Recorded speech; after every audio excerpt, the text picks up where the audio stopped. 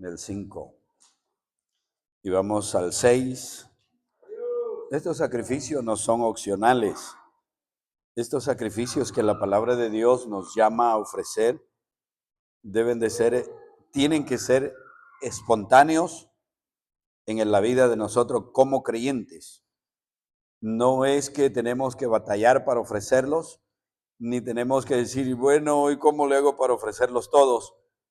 Porque se desarrollan en nuestro diario vivir. Y después lo vamos a resumir si piensa que no los ofrecemos o que es difícil ofrecerlos. Es la vida del creyente así.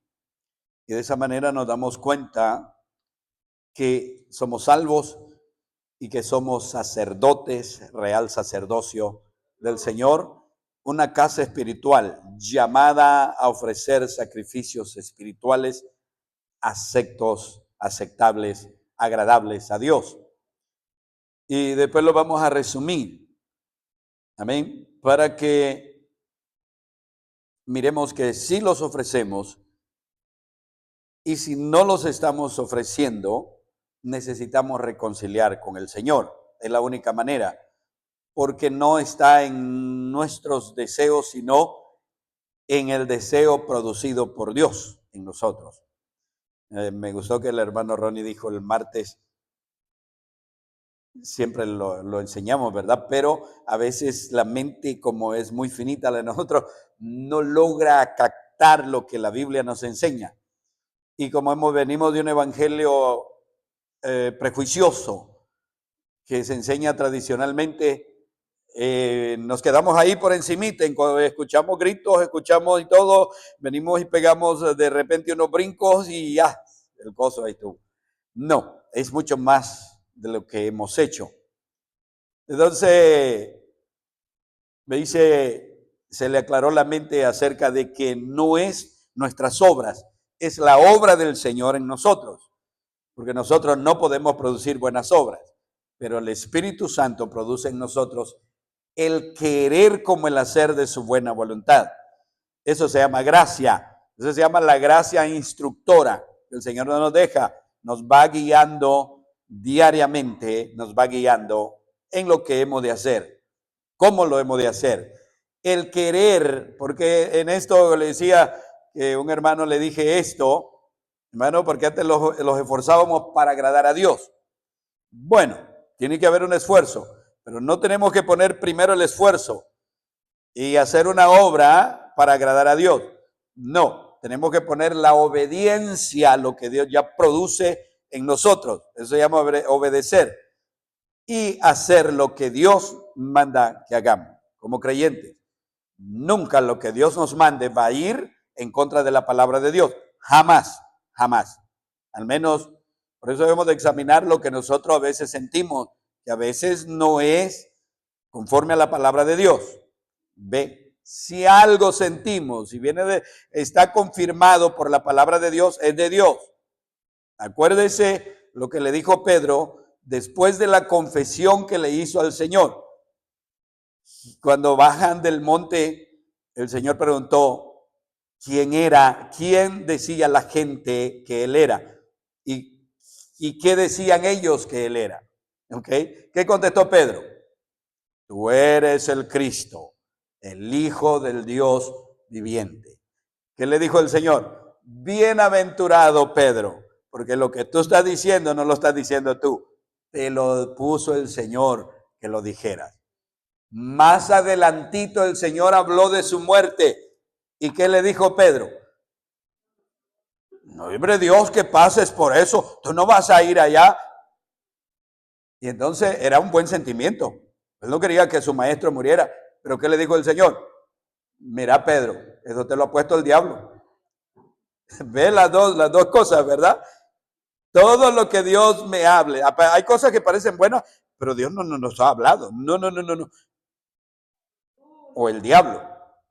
Era bueno que el Señor no muriera a la vista de nosotros, ¿verdad? A la vista de nosotros era bueno que el Señor no muriera, pero no era el plan del Dios, el plan espiritual de Dios. Entonces se estaba oponiendo. se estaba oponiendo al plan de Dios. Y por eso le dijo, apártate de mí. Y le dijo, diablo, Satanás, porque me eres tropiezo. Amén. Dos revelaciones, una de Dios y otra de quién? Del diablo, de la carne. ¿Era buen sentimiento? Sí, claro que era bueno, pero no venía de Dios. Entonces, esa es la manera que nosotros debemos de conocer cuando Dios nos habla. Amén. Vamos a la palabra del Señor en Romanos capítulo 15, y este es el sexto sacrificio, y son las almas que ofrecemos a Dios por medio de la predicación del Evangelio. Este está enlazado con el sacrificio ministerial que debemos de hacer ante el Señor. Ve, el sacrificio ministerial. Amén. El sacrificio ministerial, dice, entregarse sacrificialmente al ministerio del Señor. Esto quiere decir, hermano, que debemos de andar siempre dispuestos en el ministerio del Señor. El ministerio del Señor no se trata de un púlpito solamente. Somos ministros. La palabra ministro es alguien que sabe hacer o administra una compañía y la sabe administrar para hacerla prosperar. Para hacerla prosperar. Nosotros somos llamados ministros del Señor para hacer prosperar el reino de Dios en la tierra. Eso se llama administración. Amén. Ahora leemos acá en Romanos 15, 16. Romanos 15, 16 de la palabra del Señor.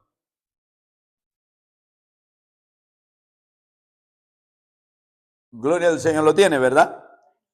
Para ser ministro de Cristo a los gentiles, a la palabra gentil, a los que no conocen a Dios, ministrando el evangelio de Dios para que los gentiles les sean ofrenda. Note qué tremendo, ofrenda agradable, santificada por el Espíritu Santo. Tengo pues de qué gloriarme en Cristo Jesús, en lo que a Dios se refiere, porque no osaría hablar sino de lo que Cristo ha hecho por medio de mí, para la obediencia, dice para la obediencia, note lo que dice, de los gentiles, con la palabra y con la obra, con potencia de señales y prodigios, en el poder del Espíritu de Dios, de manera que desde Jerusalén y por los alrededores hasta Ilírico, todo lo he llenado del Evangelio de Cristo. Y de esta manera me esforcé, dice, y a predicar el Evangelio, no dando Cristo, dice, perdón, el Evangelio, no donde Cristo ya hubiese sido anunciado, predicado, dice, sido nombrado, para no edificar sobre fundamento ajeno, sino como está escrito: aquellos a quienes nunca les fue anunciado acerca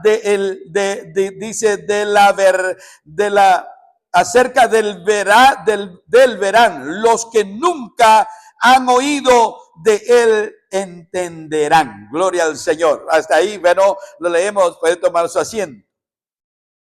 Ahora, hermano, note lo impresionante que dice el apóstol Pablo.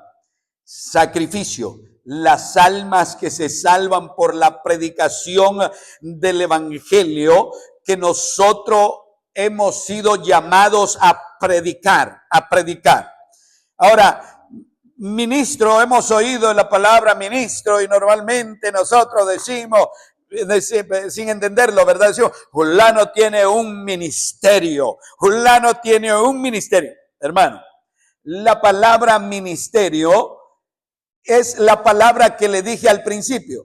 Es alguien que se le encarga una posición en una compañía es alguien que se le da cierta cantidad de dinero para que lo multiplique. Acuérdese que tenemos una parábola de la parábola de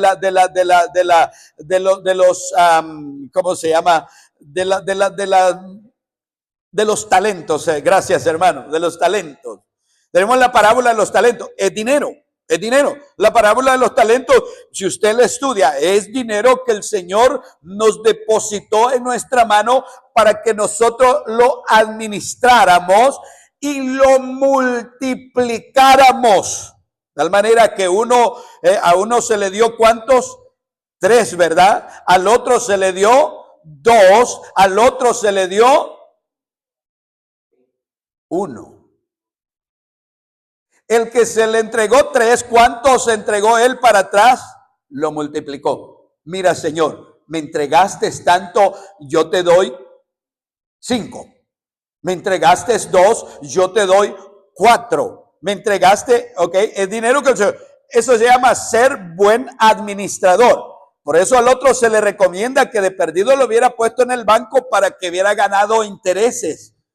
¿Ve? Entonces, cuando hablamos de un ministerio, por ejemplo, a nosotros se nos dio un ministerio, se nos ha dado un ministerio.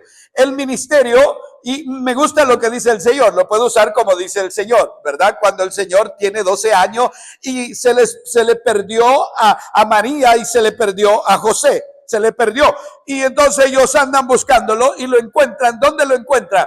Multiplicando el mensaje que había recibido del Padre. Gloria al Señor. Lo encontraron en la sinagoga, enseñando a los que estaban en la sinagoga, a los maestros de la sinagoga, hermano. Y cuando ellos lo encontraron, le dijo el Señor, no sabéis, ¿qué les dijo? No sabéis que en los negocios de mi Padre me conviene andar. Nosotros, hermanos, como administradores del evangelio, de llevar la palabra, debemos de procurar de que el mensaje del evangelio se multiplique en la tierra. Yo soy un vocero de la palabra de Dios. Se me da palabra, hermano, note, para yo poder enseñarle qué debo de hacer, estudiar. Porque no debo de hablar de mí mismo, debo de hablar del mensaje que Cristo ya nos dio, la palabra viva, la palabra verdadera. No puedo hablar de mí. Si yo hablo de mí, el mensaje o el sacrificio no es aceptable a Dios. Por eso Pablo dice, no nos estamos recomendando a nosotros mismos, sino a Jesucristo, y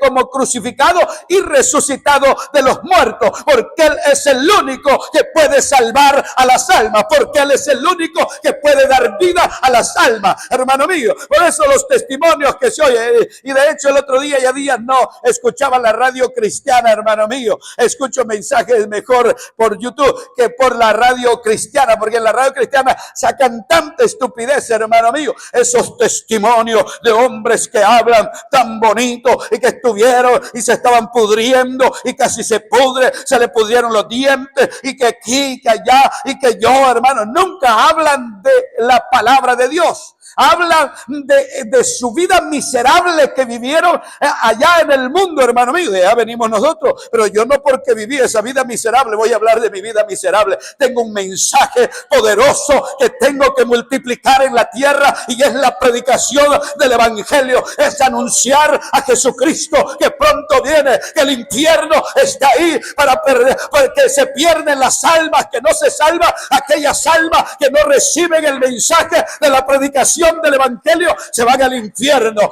Hay salvación solo en el único que se llama Jesús de Nazaret. No hables de ti, no hables de mí, no hables del pastor de la iglesia. El pastor de la iglesia no tiene ningún poder para salvar a nadie. Lo que tiene poder es la palabra, y esta palabra es la que debemos de anunciar y predicar para que las almas se salven. Cuando hablamos de Jesucristo, agradamos a Dios, aleluya, porque hablamos de Él, no hablamos de nadie más. Y cuando un alma se salva, hermano mío, Dios se alegra. Dios en los cielos, que dice la Biblia, hacen fiesta los cielos. Hay fiesta en los cielos cuando un pecador se arrepiente, aleluya. Le ofrezco a Dios sacrificio de salvación y Dios se alegra, y los cielos se alegran, los ángeles se alegran. En la iglesia hay algarabía y la gloria de Dios se mueve en la iglesia, aleluya. Ahora, para hablar de Cristo,